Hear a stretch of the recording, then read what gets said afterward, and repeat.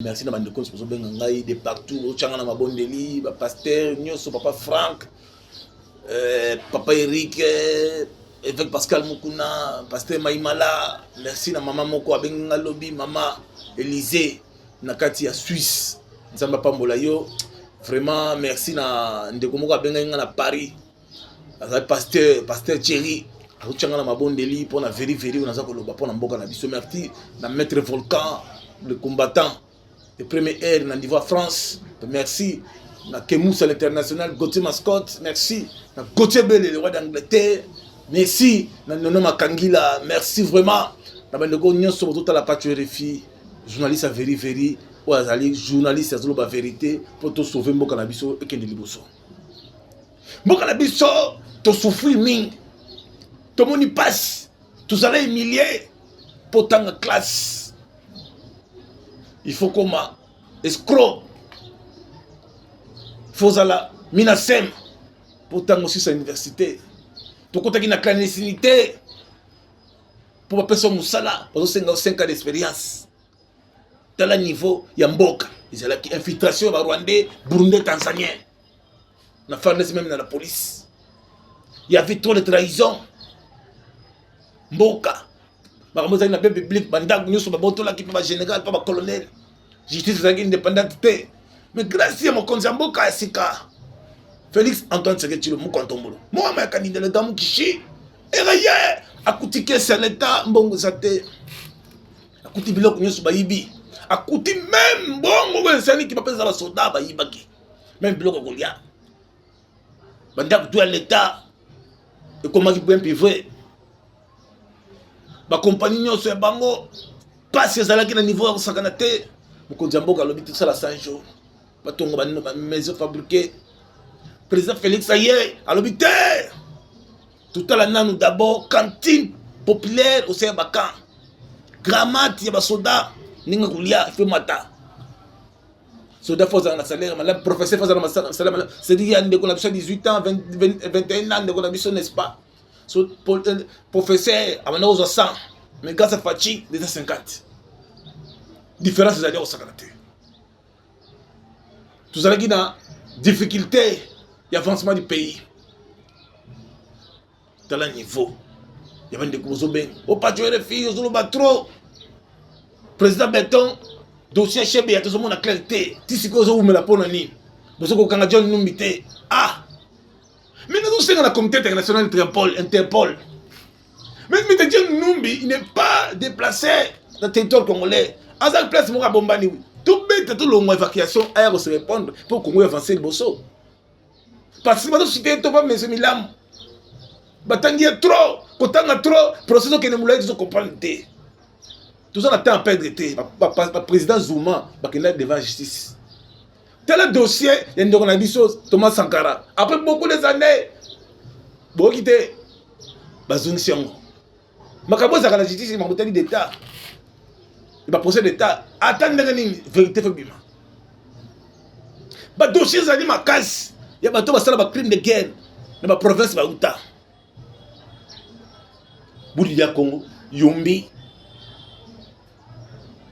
Makabo zo minene ta makamoko ko zongo jeté. Bato bakufi bato banyamate ce sont des humains kolongo la mutu na mukili comme si mutu esprit et ça jeté kozongo jeté bato basala la force commune bato bateka uranium bato bateka colbat bato ba intoxica bazui ba rwandais ba infiltrer bango na M23 le M23 et le but vérité bisoté commanditaire azali to sengi to dialoguer na FARDC. Parce que les qui frappe, parce que les bino, na tango kala Congo même FARDC pour tout gagner ba ennemi qui passe. Tous avec na des avions, des hélicoptères. Il y a 1945 de guerre à 40 45 et Pola. Ceux qui sont matin ils n'aiment pas bombarder. Tous avec une école de guerre. Mais grâce à Félix Antoine Tshisekedi Tshilombo, le chef de l'État, le commandant suprême, non. Faut école de guerre. Tout ça, là, mirage fantôme. Après une Angola, des mirages. Aux hommes ennemis, 500 mètres, ils ont bombardé. 100 microbes. Va frapper M23. to continue systématique na sous-sol. Projet na bango zelak bombarder tango kolo. Prince ba bombi ba munitions et ba soldats. Ba saboter cancet. Ba saboter ne ba saboter na beni. Ba tout ba koti, ba so mela masanga, ya on faut interdiction formelle na zo senga na mokonza mboka. Ne ba ka militaire ba bari zalate. École ça va, mais bar à gagner, ce n'est pas professionnel. Ba beta ba longo ça micro. Na beni ba ko fandika na terrasse, jomo ala tire explosif, ay bombarder sabotage. Ba bakufi.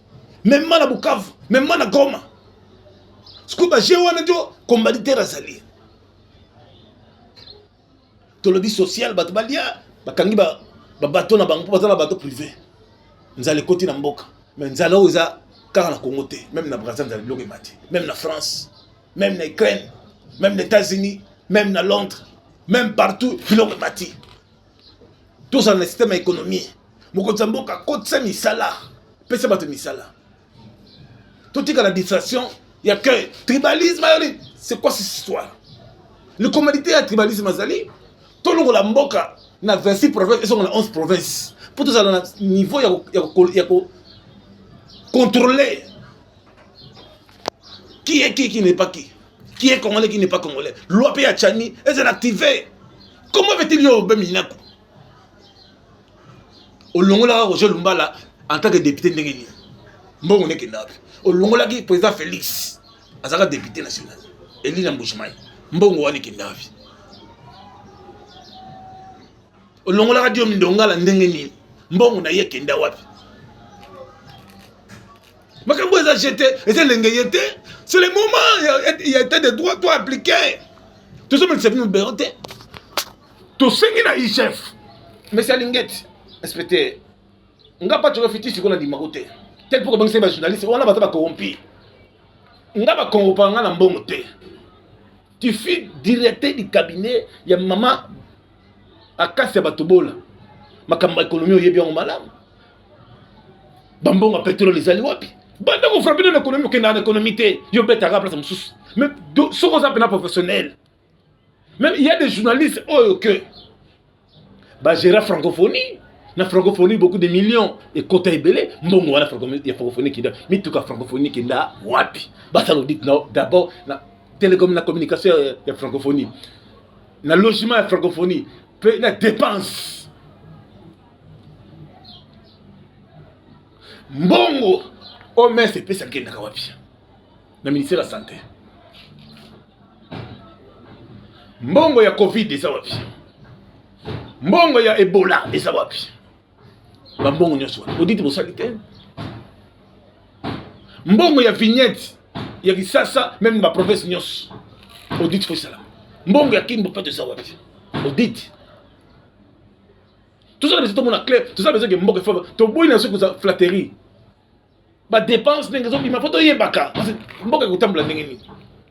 Salaire à ministre c'est combien? Il a engagé combien de gens? Pourquoi le ministre a tout le temps de voyages, des dépenses là? Les ministres entrant et les ministres sortant audit dans la tête. Quand tu sors le rapport, tu tiens la justice. Ah papa. On les a théâtre. Ni caméra ni tu dis ndengeni. Le Congolais te font la mise. Les douanes les plus chères, c'est quoi cette histoire? Douanes les plus chères. Pays voisin, Brazza, Zimbabwe, c'est moins cher. Au coup, tu as mis comme une bambalate. Tu as le pouvoir. Pour faire souffrir le peuple comme ça. À boire, tu as mis volant droite. Tu as le niveau. Il y a battu au niveau, c'est un qui est bazon. Le peuple congolais fait ce fandi. Il faut y aller au Congo. On ne peut pas laisser le pays. Na bateau baza ba yini ya Congo. Faut donner le pays na moto des fils du pays, c'est Fachi Beton. Mais Fachi il est entouré par des gangsters, des dinosaures. A commencer d'abord ba collaborateur vous n'êtes pas des techniciens auprès du chef de l'État, vous avez un intérêt personnel, un intérêt général. Nous tout la présidence 12h na Maléwa. Nous tout la présidence na hôtel na 11h. Elle n'est pas conseiller par chef de l'État. Conseil. Soda, à ce moment-là, quand dans mon de guerre, à ce moment-là, on a cité. Ce n'est pas professionnel. peine boza bon kanga bango PPP c'est police de police makamba roulage bazo sala c'est ça normal trop de bureaux d'état cassé c'est quoi cette histoire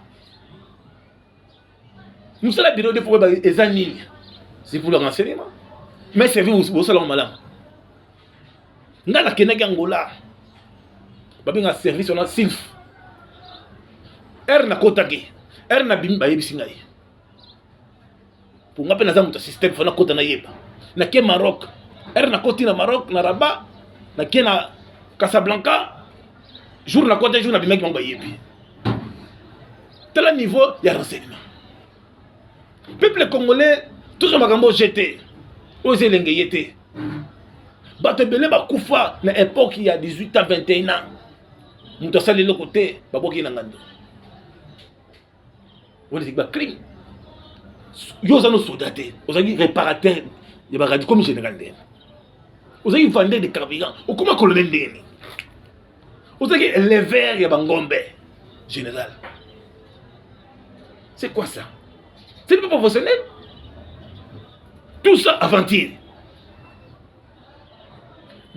mon bobé na mino monele ka ba combattant combattant kino brûler IDPS wana kino zikisa boka batu wana mais batu mi ba kufaka wana ezaka ba combattant pour te dire cible tel niveau makambo tozomona na justice na biso président tu dois veiller sérieusement na justice mutu aza na raison azokoma na tort mutu aza na tort akomi na raison po aza na mbo kende kotala na makala plupart des gens sont là-bas na pavillon 3 pavillon 6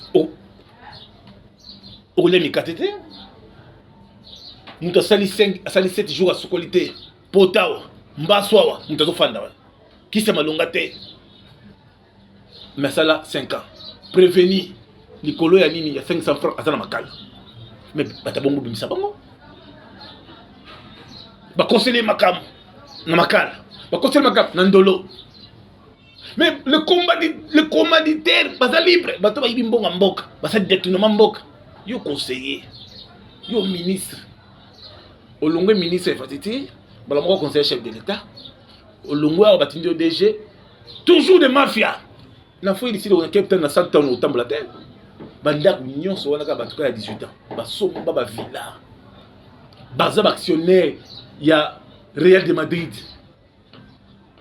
parce que yebsanga batandengo baleki même la chef d'état la mbongo bazo tambola librement pe batabongo bayel mutu moko ye moko aza sénateur nommé mutu ye moko député national mutu ye moko député provincial mutu ye moko sénateur moi c'est sénateur ye moko député azongi soit comme ministre apesi ba cousin ba cousine na ye tel niveau ya mboka président Félix Azouaki azouaki mboka dirigé par des bourriques mboka na niveau bas même na kata Guantanamo Congo yebananga te même na Belgique ba colonisateur na biso drapeau Congo ezaki soni pour l'automne lango mais grâce à Fachi relation bilatérale les zones même na Japon ba tekaki ambassade c'est Fachi qui l'a retourné l'ambassade tout le bateau après besoin ba ki Fachi sur le côté fais gaffe ferme ta bouche. Le seul président a combattu le Félix Antoine Tshisekedi Tshilombo. Ba bomeli ba tuer son poison. Nga koko nga kufa na poison pour avoir soutenu Fachi Beta. Pour avoir soutenu Etienne Tshisekedi. Quand ba tuer Stéphane, le secrétaire particulier de Etienne Tshisekedi. Il était empoisonné. Nga il m'a compté plus de 15 prisons. Ben nga ba tuer un poison pour avoir soutenu Félix Antoine Tshisekedi Tshilombo. C'est mon sang. Tel niveau, il y a un bon quand on dango. Il faut y avoir un gouverneur de la ville, on a combien de soldats. On va se en rotation, on va se bim. Faut y avoir un âgé, tu dois connaître.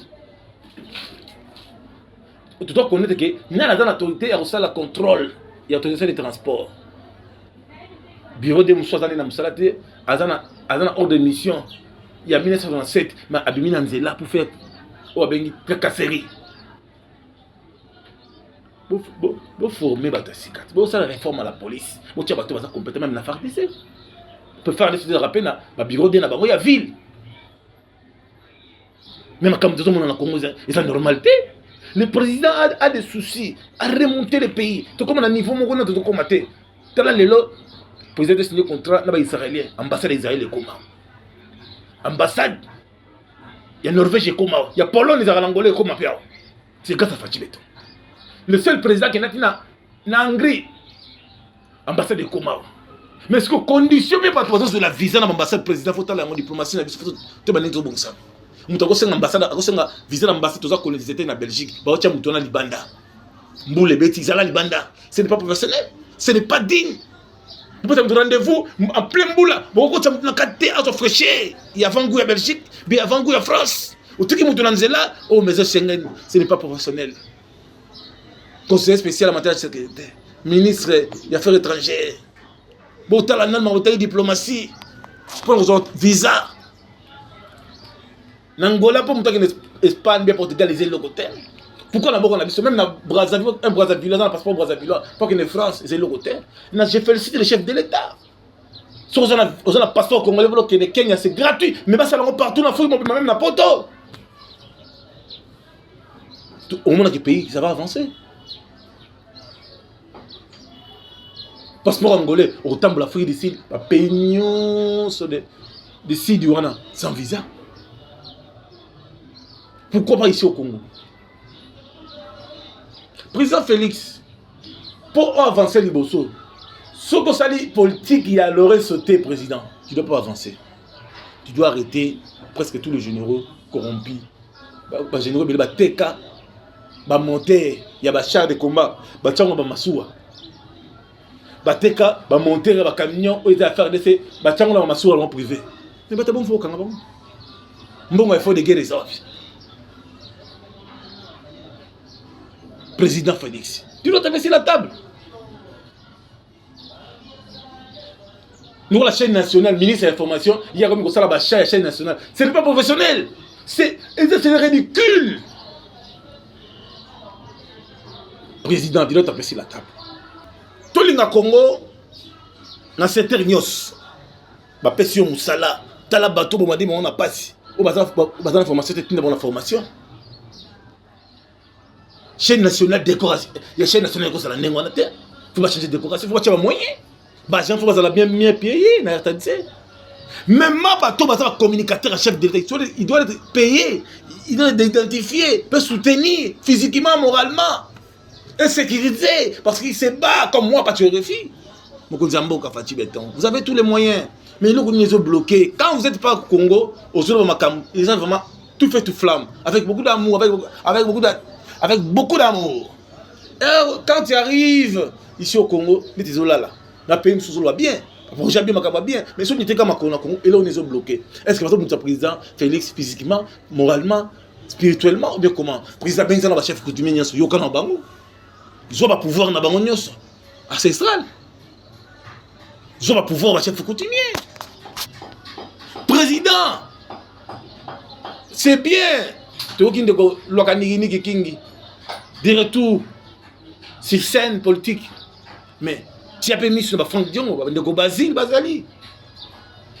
Tu as mis sur la pas tuer les filles. Moi, je suis un combattant, je suis un grand guerrier. J'ai beaucoup souffert, j'ai fait au moins 15 cachots pour vous soutenir, président. Mais je ne suis pas récompensé, je ne suis pas soutenu. Président de la République, Félix Antoine Tshisekedi Tshilombo, le grand Mokishi. Est-ce que c'est ça normal? Quartier présidentiel limité, bazo kata courant, même la venue maman Marthe, bazo kata le courant, bazo pelisa groupe l'électrogène, c'est pas sérieux. Ba PCA bazana katia SNEL. Ba tout le monde depuis 1933 jusqu'à aujourd'hui. Bazana esprit mobotisme, bazana esprit à Kabila, bazana esprit à patriotisme était, bazana esprit à nationalisme était. Chaque bateau sous sa sika, on va remettre Congo à l'émergence, bazana vision pour sauver le peuple. Président Félix va fonctionner. Cet enfant va foutre 100 000 francs. Attends, 5 enfants, on va foutre en dernière classe. Tu vas gratuiter l'enseignement. Ça demande des moyens. Ça véhiculer. Même le chef de bureau. Puis c'est bon, même tout le secrétaire. C'est rien. Je vais détourner ma carte, secrétaire général dans ma ministère. Depuis Mobutu le bazaka balongwa te. Président, ezala te. Tia batasika. Assemblée nationale, Sénat, président bon na biloko wana. Tout ça na ba élection moko za bien. Ba élection ezaki ba nomination, ba élection te. Parce que la plupart des députés sont basés sur qui n'ont pas conversé na poto. Même les sénateurs. Base de base de tout ça, et ça m'a camarade là-bas. Aujourd'hui, moi, pas de fille. Ça m'étonne de voir que un Katangé a tout le monde samoulouba. Il tout ça bana ilunga mbidi. Kokoka moko. Et ça bien été. Tolanda président Félix, quelques minutes. Tolanda. Now please join me in welcoming this morning's honoree from the Democratic Republic of the Congo, His Excellency President Félix Antoine Tshisekedi Tshilombo, for his remarks.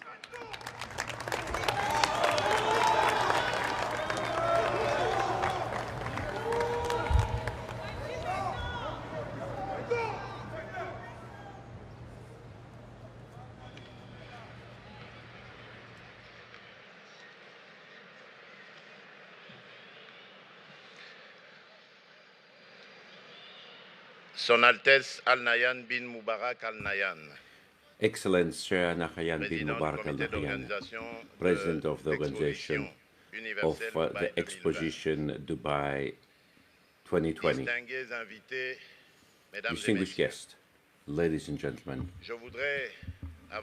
first of all, on behalf of the Congolese people and on my own, I would like to express my sincere thanks and deep gratitude to the government of the United Arab Emirates for their hospitality, consideration and attention that my country has received during this World Expo Dubai 2020.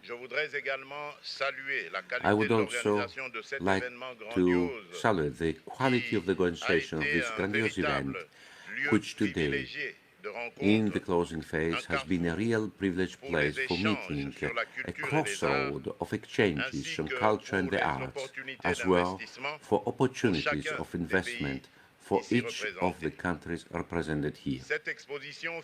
This exhibition was also an opportunity to take up challenges that our planet is facing for the survival of humanity.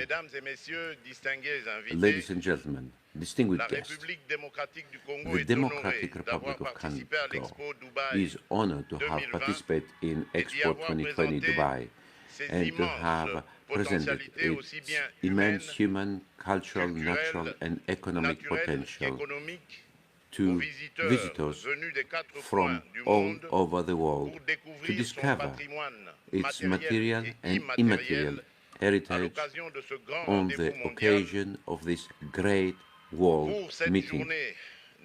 For this National Day, the pavilion of the Democratic Republic of Congo showcases all the existing opportunities and what can be searched in different sectors.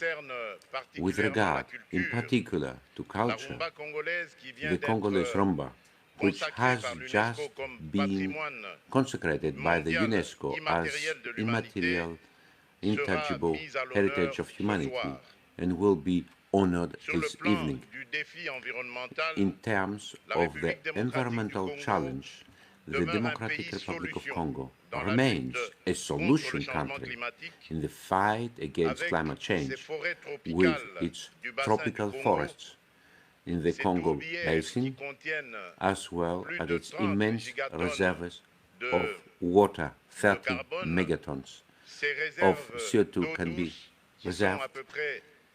Water that is about 10% of the global water, and the great site that you just mentioned, Your Highness, this Dinga site that is one of the most important sites for renewable energies. The Democratic Republic of Congo is also bound with key natural resources necessary for the expansion of the global green industry. As a matter of fact, thanks to lithium, to just name one of them, that is about 60% of global lithium. The Democratic Republic of Congo is in the heart of the electric vehicle industry. Distinguished guests, ladies and gentlemen, since I became the president, I have instructed the government to deal effectively with the questions about the business climate through a new monitoring evaluation approach that never experimented in the past in our governance system, in order to reassure investors and allow a frame of laws that allows and facilitates commercial rights and protect property rights. This national dynamic of cleaning up the business and investment environment is the workhorse of the government in the Democratic Republic of Congo. Ladies and gentlemen, distinguished guests, my country took also part in the 6th edition of the Global Business Forum African, held here in Dubai during 2 days. This large-scale event, organized by the Dubai Chamber of Commerce and Industry, in partnership with Export 2020 Dubai, provided a framework for stimulating debates on the promising business opportunities of the continent. This meeting gave a strong impetus to bilateral relations, establishing solid foundations on which to build in the days to come. Thus, the Democratic Republic of Congo was able to conclude some important protocols, in particular, the bilateral agreement of mutual administrative assistance in custom masters, the Convention of the Elimination of Double Taxation, and the prevention of fraud and tax evasion with respect to income tax, the agreement relating to the protocol and the reciprocal protection of investment, and the protection of the agreement of the establishment of a joint commission for cooperation between the Ministry of Foreign Affairs and international cooperation between the government of the Democratic Republic of Congo and the United Arab Emirates. Ladies and gentlemen, distinguished guests, Expo Dubai 2020 allowed not only to share information and opportunities, but also to contribute to the mobilization and commitment of all participating countries in favor of a concentration action for the construction of a better world. Development efforts must continue given its correlation with peace, security, and stability. I therefore invite you to visit once again the pavilion of the Democratic Republic of Congo and to seize all business opportunities offered there.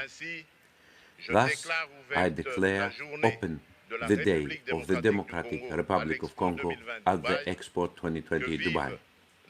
Long live the Democratic Republic of Congo. Long live the friendship between the United Arab Emirates and the friendship between United Arab Emirates and the Democratic Republic of Congo. Thank you.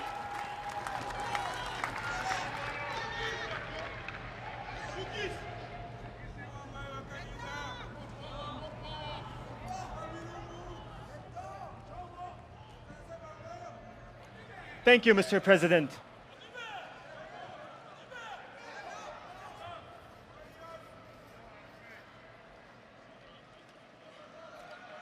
We are now pleased to share a cultural performance from the Democratic Republic of the Congo. The unity of the people around its heritage, its values, is a symbol of synergy of skills and opportunities, and raises a tower like a termite mound. Songs, dances, and percussion from the common heritage of the 450 tribes unite people around the ideal of freedom, greatness, and power. Here now proudly representing the Democratic Republic of the Congo, please welcome Compagnie Théâtre des Intrigants to the stage of nations.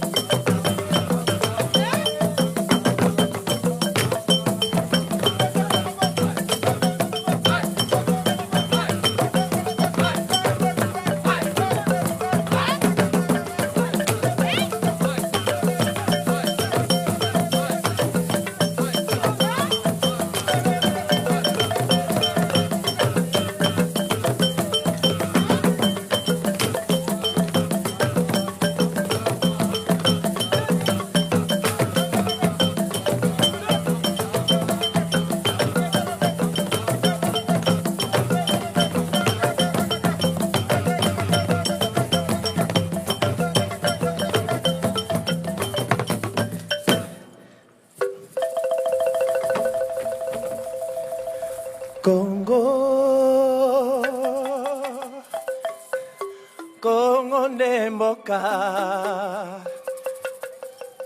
mboka ngo mokengeli yankoi mboka ngo mokengeli Léopard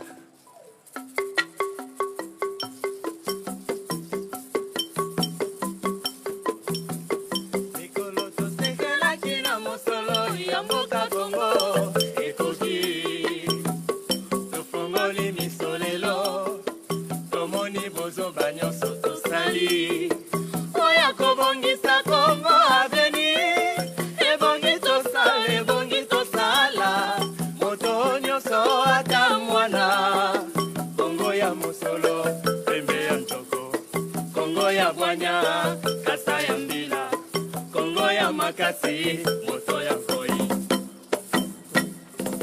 Kongo, Kongo nde mboka Kongo, mboka ya bakoko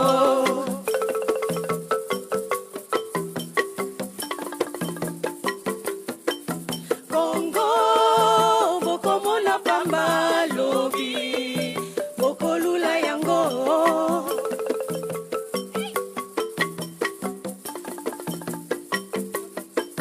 Kongo, Kongo ya Afrika Kongo, mboka ya kitoko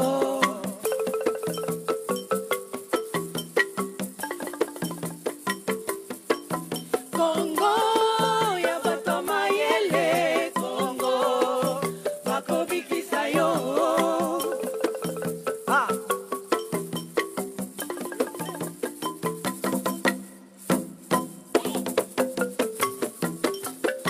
cha cha cha cha cha cha indépendance Congo Kinshasa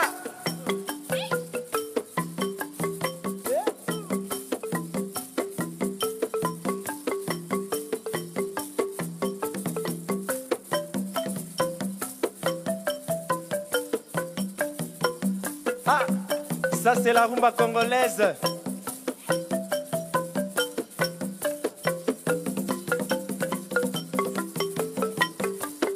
Oyo ezali mabine ya biso ya Kinshasa.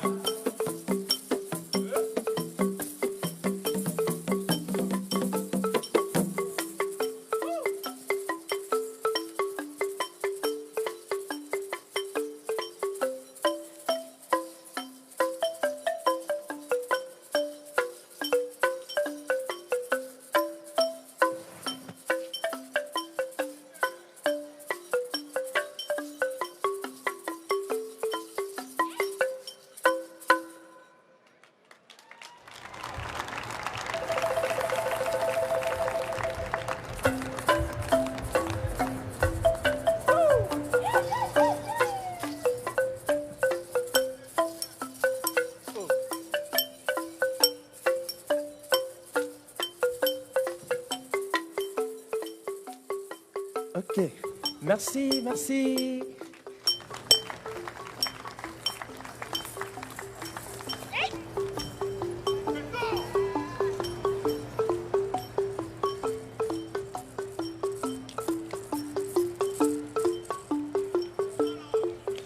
Thank you to company Théâtre Tisantrika for that exciting presentation.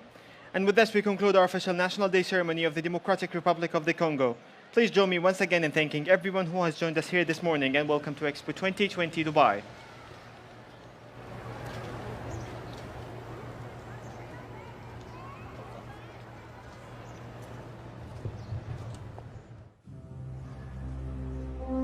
We extend our congratulations to the Democratic Republic of the Congo, embodied in its representatives and every Congolese citizen that breathes the air of the UAE on their National Day. We extend our thanks to our excellencies for being here at Expo 2020 Dubai. This spot, the Al Wasl Plaza, is the home for plenty of occasions, and in every day, this dome will host a National Day celebration until the last day of Expo 2020 Dubai. Thank you for coming.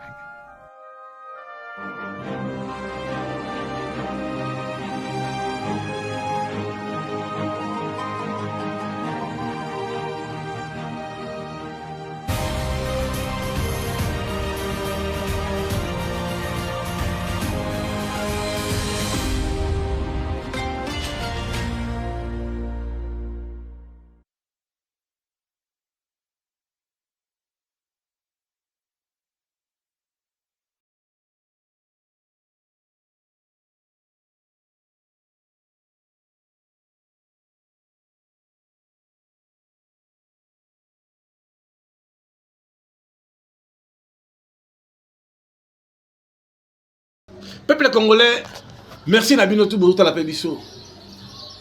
Pour que tout ce qui kuluna et lo zaka moko, bo pesa wangu misala. Policier national ba futama comme ses doigts. Ba dans la nation, ba braquer ba touté. Ba se plaindre été. Tolinga Congo. Merci na Gauthier Bell le roi d'Angleterre, merci na Guy le Parisien Zoba Chesco de Londres Brice Mpangi, Jean-Louis Merita, Simon Bongo, qui est moussa à l'international, Gauthier Mascotte, toujours Nathan.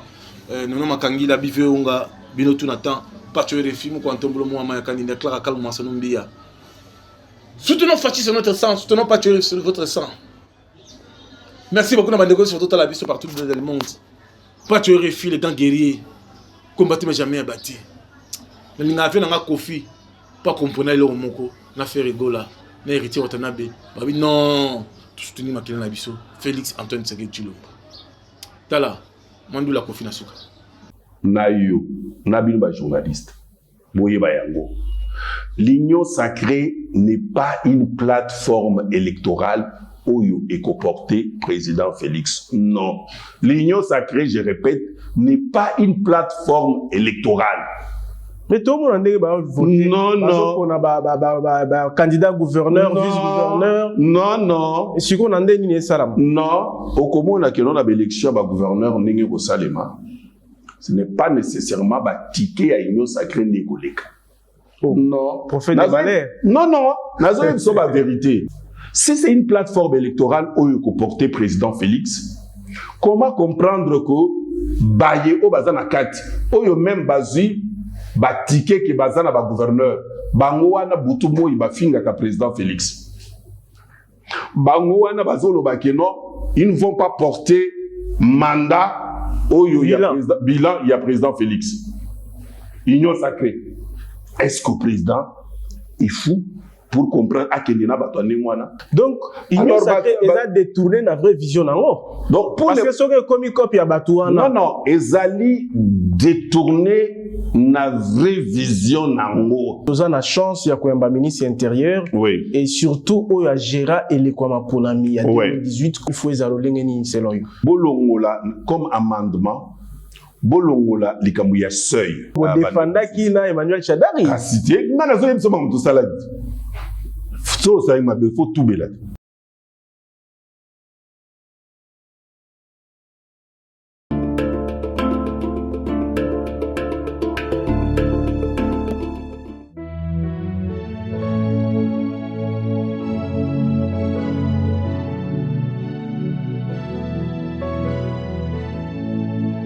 alingaka te moto akokana na ye alingaka se bato nyonso batalela ye apesi moto oyo ezali limite ye moko nzambe nde azali ilimite oyo tosalaka eza ordinaire oyo asalaka ezali extraordinaire. La Bible nous dit nous connaissons tous en partie ye moko nzambe nde azali na ye suffisant.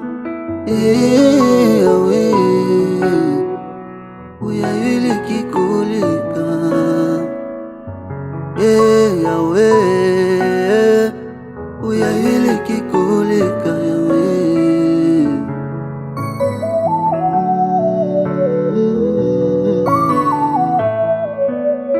Moto azuma yele asali ba groupe les projets. Et c'est n'a qu'à ma pièce de échanger, papa. Osala moi na sanza pona kongengisa mokili tomona pièce de échanger te opesi mayele biso tosali bavion opesi mayele tosali oyo ebomaka kasi oyo epesaka bomoi ya seko yawe eza kaka epa na yo papa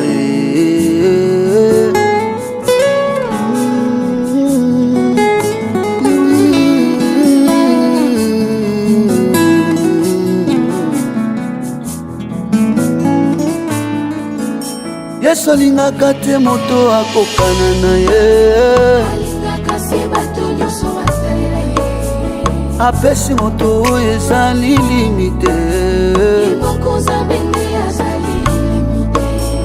oyo tosalaka eza ordinaire. La Bible nous dit nous connaissons tous en partie elekeli motema na ngai makambo osalaka papa yawe yawe yawe yawe yawe yawe makambo no eleki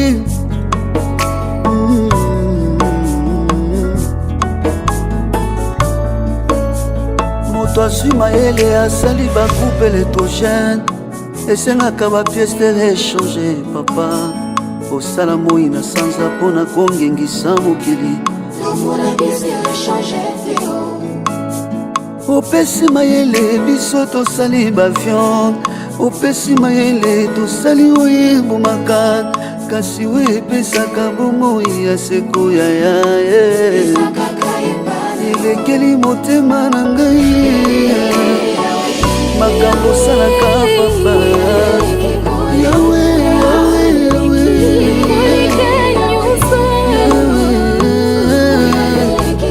obikisa bambelo osepisa bakufi makambo osalaka papa nopitale na yo moke ezalaka te oba maladi basalo kiko elekeli motema na ngai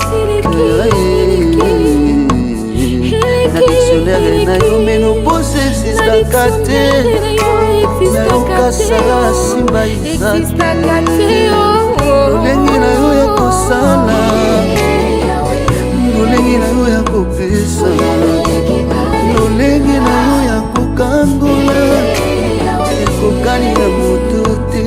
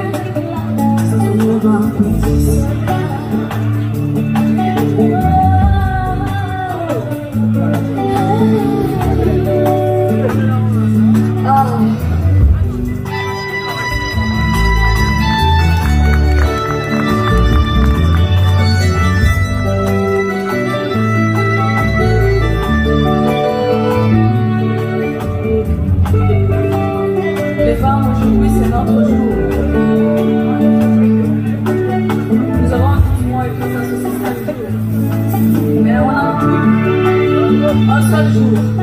Voilà. Nous en avons profité, on en a fait un mois quand même. Mais aujourd'hui, c'est notre jour. Madame, dis-toi que tu es forte.